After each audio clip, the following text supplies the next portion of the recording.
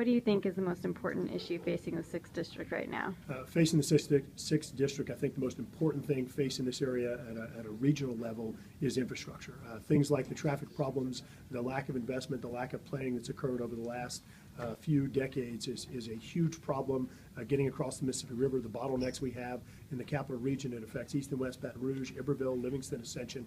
That's a huge problem. On the federal level, I think it's getting government under control, getting it to focus on the things it needs to be focusing on and get it out of our private lives, and reducing spending to where we're balancing the budget and government is doing its job effectively versus trying to do all these ancillary missions and doing them poorly. The most important issue is the growing national debt.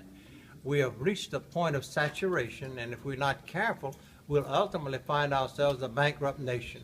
And I'm going to go to Washington as a conservative Democrat to help my colleagues there to put a bridle to the growing debt.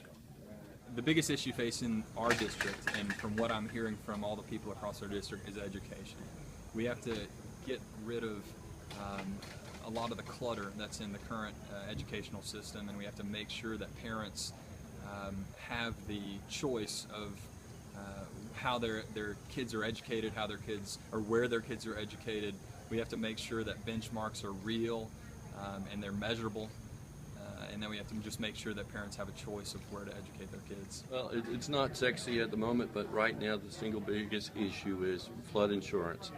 We have other issues that we're going to have to address as well, but we have to solve that issue so that we don't stagnate the economy.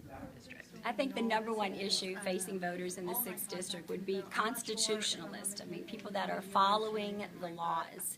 I think that they are very concerned about this lawless administration, and they would like to see that the Constitution is upheld. Thank you.